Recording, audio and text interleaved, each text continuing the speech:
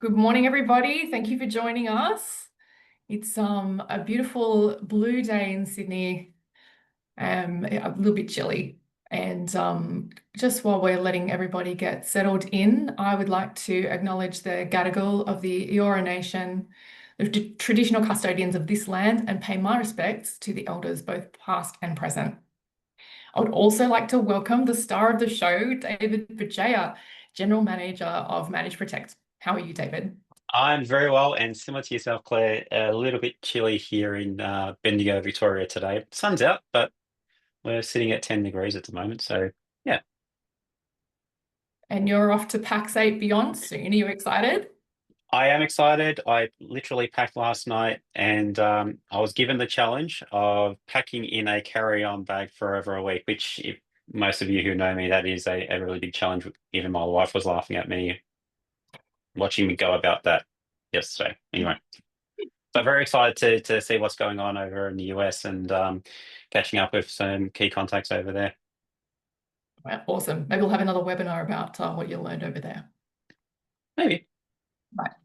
We'll get started. Today we will be taking you through the new requirements for participation in the Microsoft Cloud Solutions Provider Program that have recently been introduced. First, I'll talk a little bit about us and what we do, how the changes will impact different partners, and a quick overview of the changes. And then David will take you more through the changes in a bit more detail, what you need to do and when, and then we'll have time for some questions at the end. So if you do think of a question while we're talking, by all means, pop it in the little Q&A box at the bottom and we'll get to it at the end. About us. Manage Protect delivers integrated, best of breed global cloud solutions with local technical support. Since 2008, we have been helping partners configure and implement solutions across the key areas of business continuity, productivity, and cybersecurity. And we are dedicated to understanding our partners and supporting and empowering them to be successful.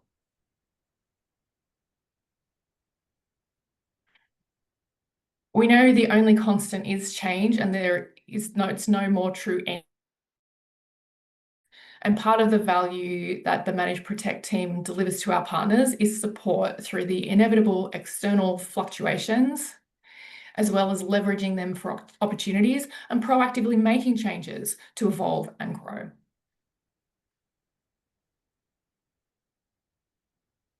So first off, does this impact me? Now, most of our partners will fall into two buckets when it comes to Microsoft licensing.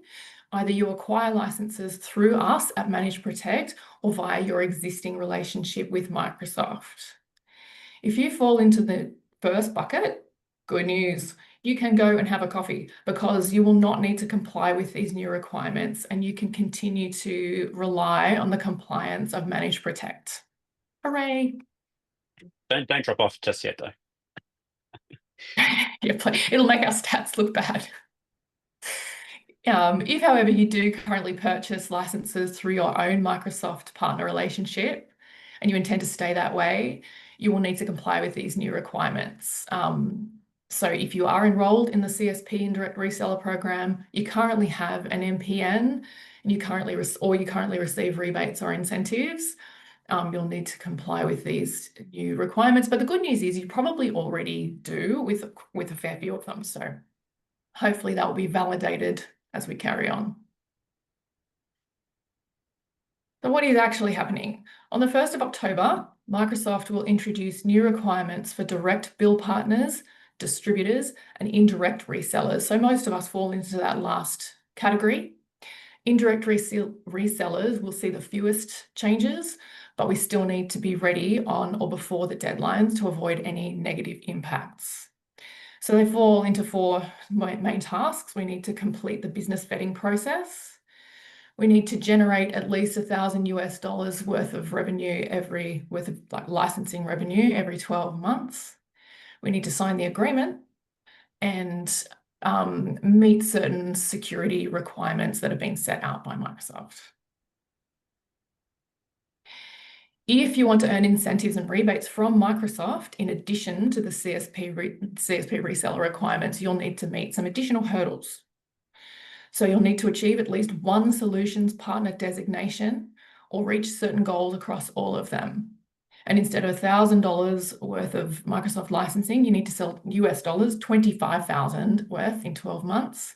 And then there are the existing kind of program membership fees in place, which I don't believe have changed. Why are they doing this to us? If we just have a look at what the cloud solutions provider arrangement is, it's a licensing agreement that Microsoft introduced in 2015 to allow end users to procure Microsoft cloud services and software licenses directly from Microsoft partners who often bundle them with services. So that was the core idea. Clients aren't simply buying licenses and cloud, they're purchasing tailored IT services with licenses included. So the idea of these new rules is that they help those partners in the CSP ecosystem, the business of providing those bundled services, stay compliant and deliver the level of service and security along with the licenses that Microsoft expect.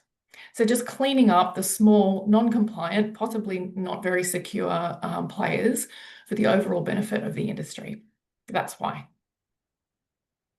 Seems reasonable to me. What do you think, David? Yeah, look, it's business, and yeah, we've seen these changes evolve since 2015 with the Microsoft program. So it's just another hurdle for us to jump over, and then the dust will settle, and we'll move on. But hopefully today's session will give you a little bit more insight in terms of what Microsoft's trying to achieve, what needs to be done, and potentially will provide follow-up updates as well, as potentially the goalposts may change over time. Exactly. We're kind of all getting used to this particular one for now. We'll certainly see how it progresses. So I'll hand over to you now, David, to go through this in a little bit more detail. I'll continue running the slides if you like, so please do sing out if I need to move them. Yes, please, and thanks, Claire. Look, I'll get into, I guess, the exciting component of the changes and go into a little bit more of the weeds of what we're trying to do here. But I'll start off with the business vetting process. So as part of these changes that Microsoft are introducing as of the 1st of October, there's two streams: business vetting, and then we've got the incentives and rebates.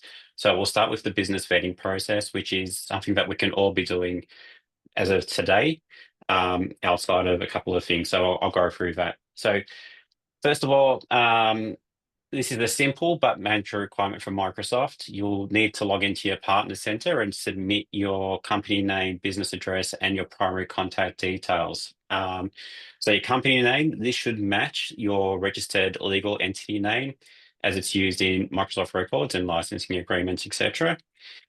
From a company address perspective, this should be your primary place of business, not a PO box, not your accountant's address. It needs to be your primary place of business. It helps Microsoft verify your location for tax and regional compliance as well. We've seen some partners historically get stuck with this process because they may put down their accountant's address or a PO box. It's really, really important that you do put your primary place of business on to that location. As far as contact persons go, this needs to be an existing employee within your organization, not someone who was working within your business 5 years ago, and you've got an email redirect. This person needs to be someone in your organization that Microsoft can respond to related requests, so such as compliance verifications, agreement acceptance, partner role assignments, etc. So it's really important that that person is updated. Even if you've been operating for years, this vetting process is part of Microsoft's, I guess, renewed push to verify all the CSPs. So don't skip it. It's really important. It's literally the first box to tick on your compliance journey with all these changes coming through. Thanks, Claire. The dollars. So Claire mentioned this a little bit earlier, but putting it into a little bit more context, Microsoft are now looking at revenue requirements. Now, it's not a great deal to remain an authorized CSP indirect reseller. What they're asking for is that you generate at least $1,000 USD or approximately $1,500 AUD in Microsoft licenses revenue over a rolling 12-month period. So if you look at it, it's a minimum engagement threshold. It's the equivalent of selling 4 annual business premium licenses annually. So it's not a great deal, but it just ensures that you are focused on selling Microsoft products, and hence the new threshold being put in place.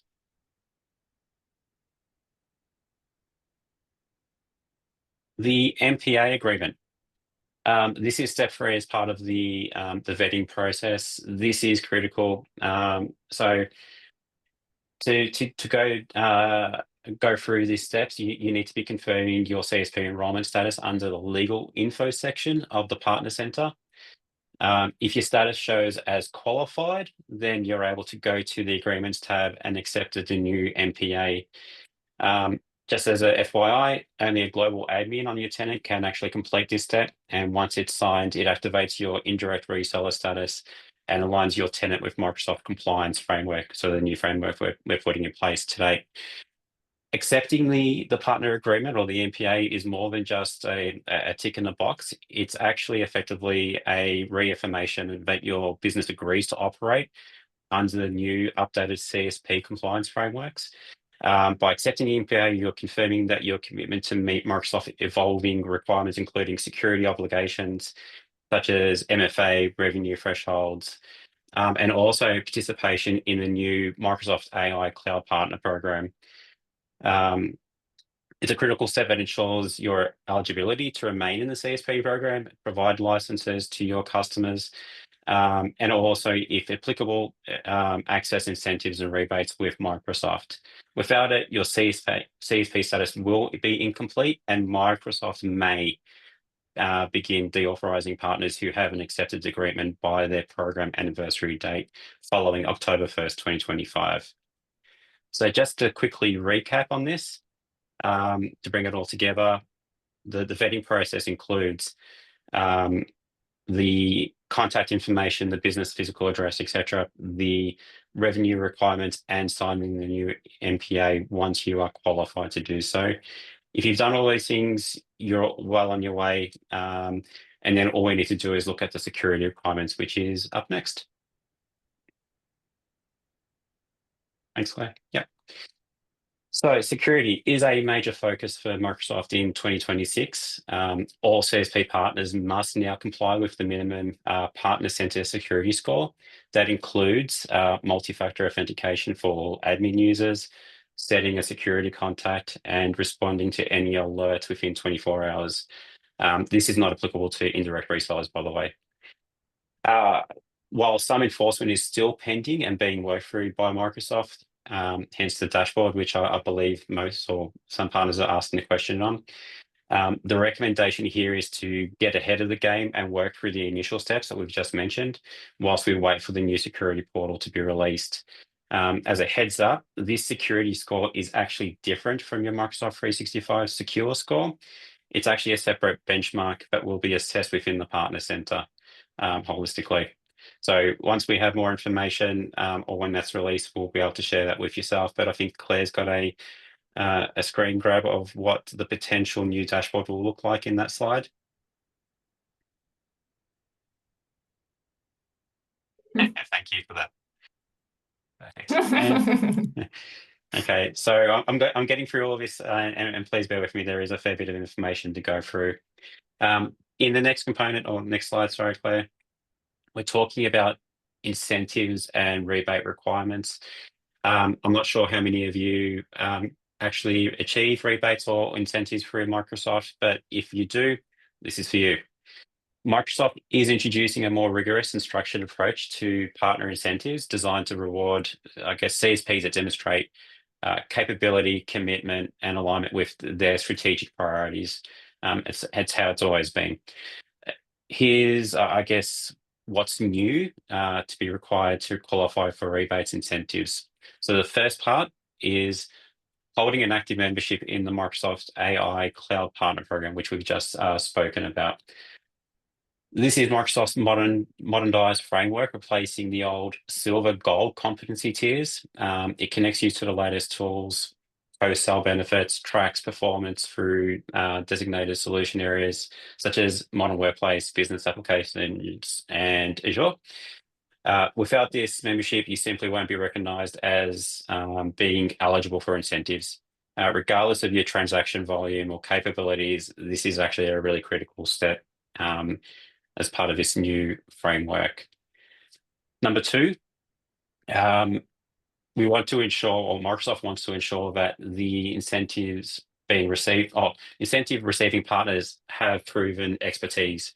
So you can do this in one of two ways. You can achieve a solutions partner designation, such as modern work, business applications, or Azure, or you can accumulate 25 partner capability points in the same area.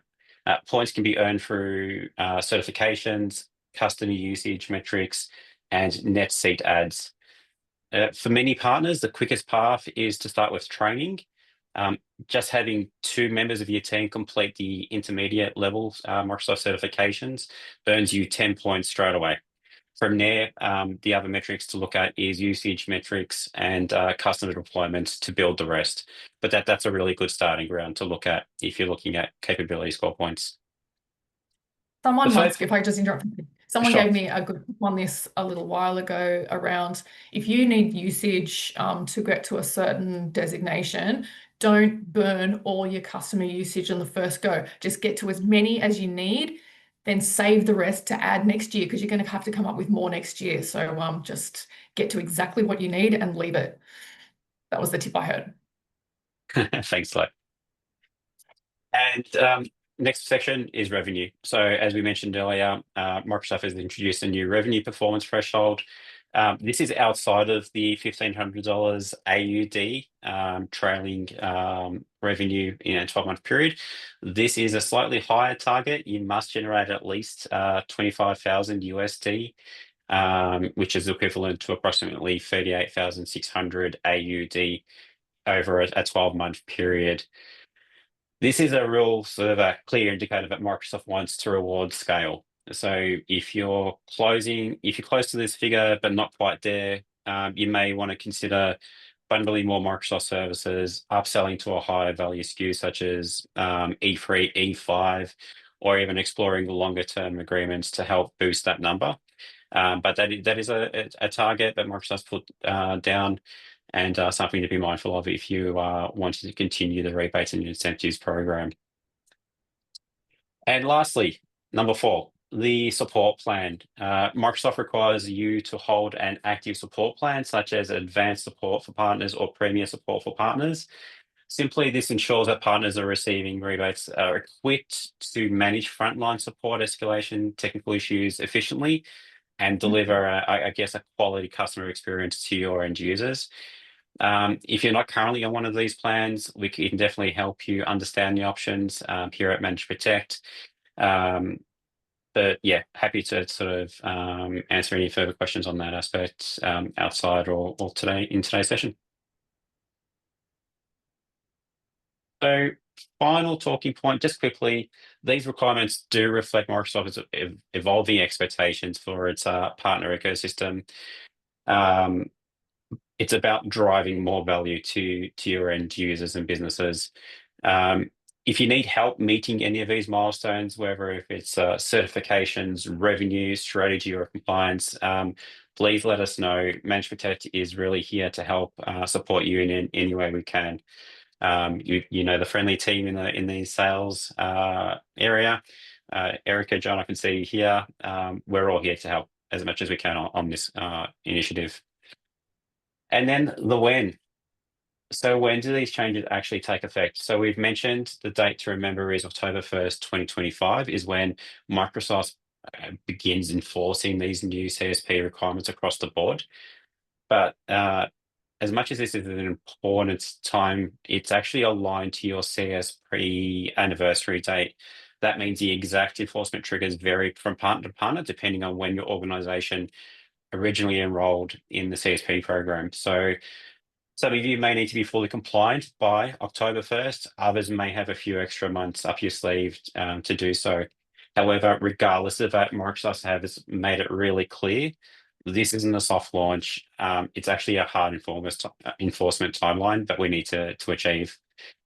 From that point forward, if you haven't met the requirements, whether it's the revenue threshold, signed partner agreement, or security compliance, Microsoft may begin to revoke your CSP authorization and remove access to initiatives and incentives.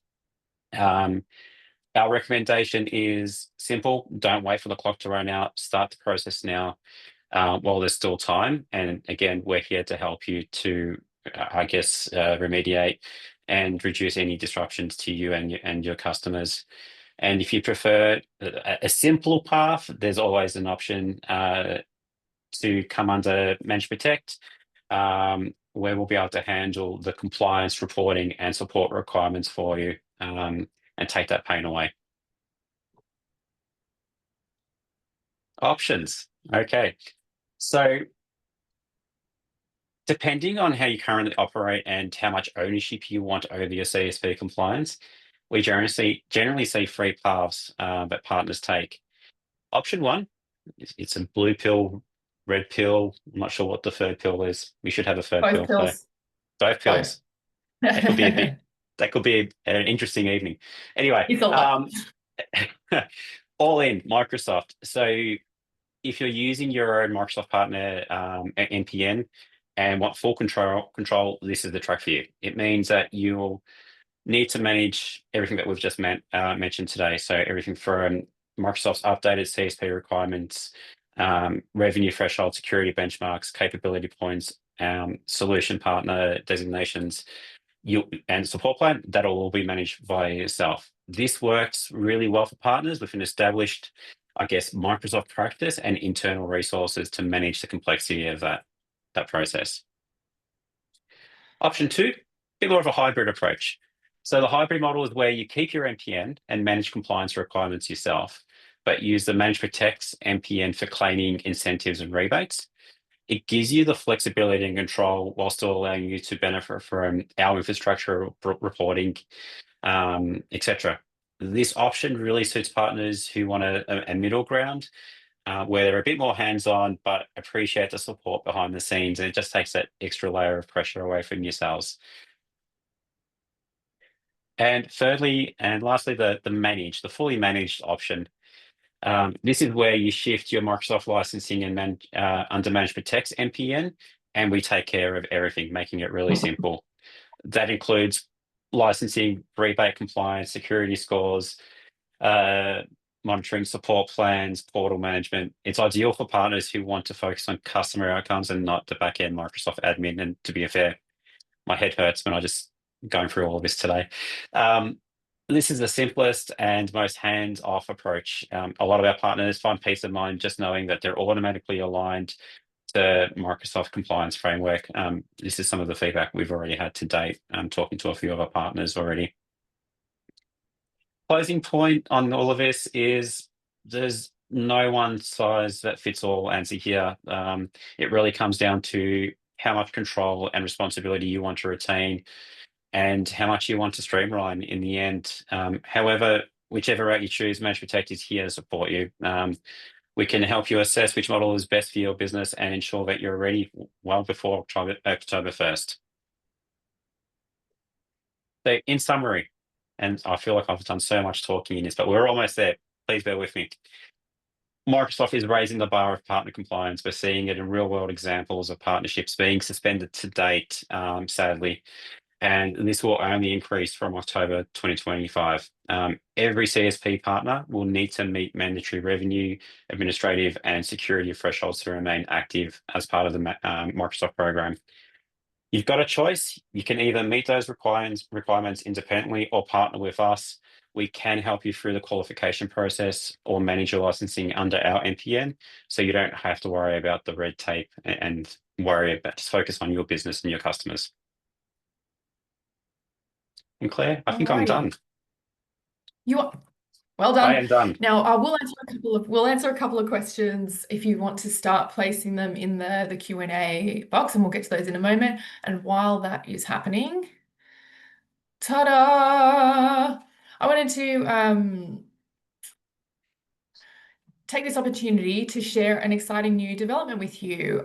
This July, Manage Protect will introduce a new Microsoft licensing program to make selling Microsoft easier and more rewarding. So stay tuned for updates. There'll be discounts and rebates.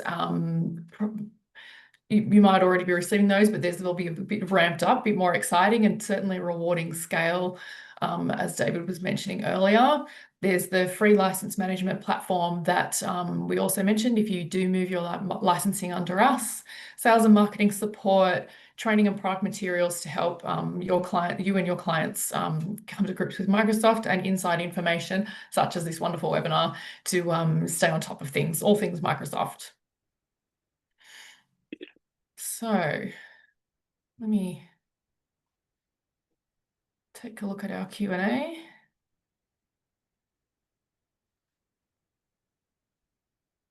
Only 3 questions there.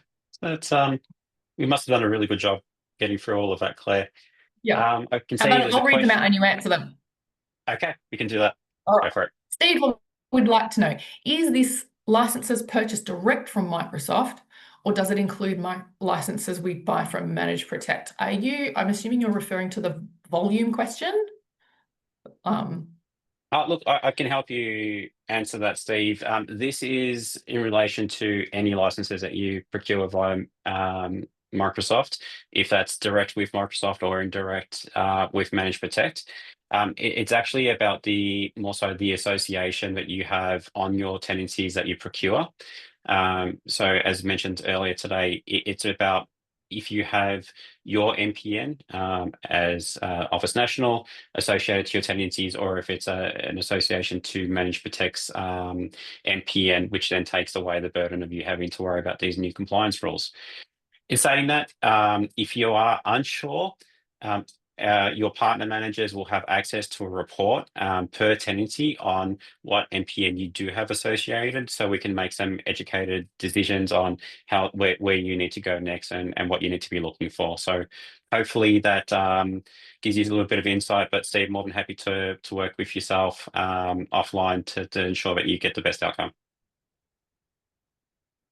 Stuart would like to know, when will we be able to see security requirements dashboard?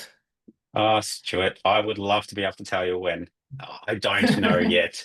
I've been told it's soon. However, I guess what we've touched base on today in terms of MFA requirements across all your tenancy, your admins, these are all steps that we need to ensure that are activated and in place today, so that when we do have access to how Microsoft calculates the new security score requirements, then you've already got your best foot forward. So definitely, as soon as more information is released on this front, Manage Protect will be sharing that with yourselves immediately.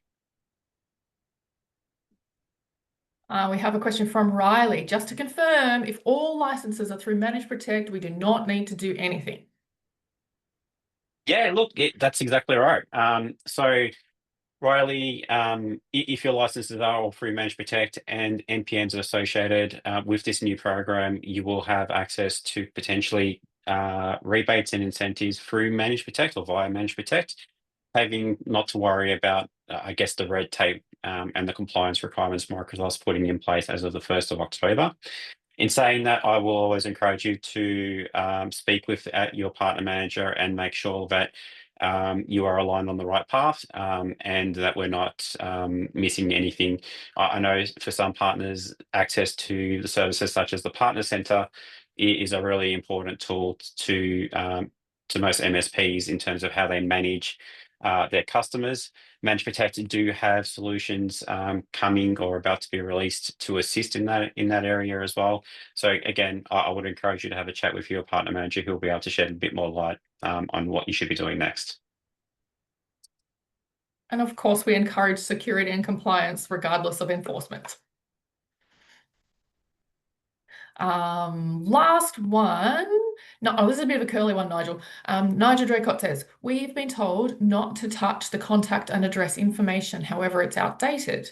What is the advice, especially for a business without a physical office? Yeah, look, Nigel, really great question, and you're not alone. We've had this experience previously when Microsoft ceased updating physical addresses and contact information, and it can be a process. What I would recommend is that we do get that information up to date, but start that process early. So if there, for whatever reason, is any issues with validating the physical address or the contact information, that we can work with you to get that resolved direct with Microsoft.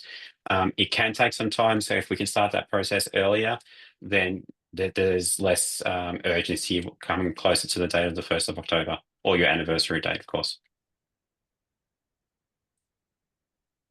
Awesome. I think that's it for questions for now. Please, if you do think of anything further that you oh, I should have asked that, please do reach out. We are always here to help you navigate Microsoft and all the challenges that they can present from time to time. If there's any further words of wisdom from you, David. No, no. Look, this is I think we all have to do this.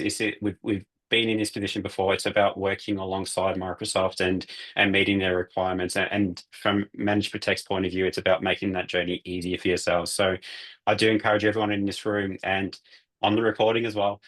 Please reach out to your partner managers. They're fully informed and aware of the new compliance regulations coming in place, and they'll be able to help best guide you on what to do next. Excellent. And also, please don't forget we have a webinar series coming up about Copilot. So it'd be great if you could join us for that. That's going to be presented by an expert from Microsoft and Crayon on how best to leverage that and help your clients do so, which can help you get more sales on the board. So thank you very much for joining us. We hope it's been a useful webinar for you, and we will be sending out the recording afterwards if you'd like to go back over our words of wisdom or share them with anybody who might need them. Thanks, everybody. Have a great day. Thank you, David. Thanks, Claire. Thanks all.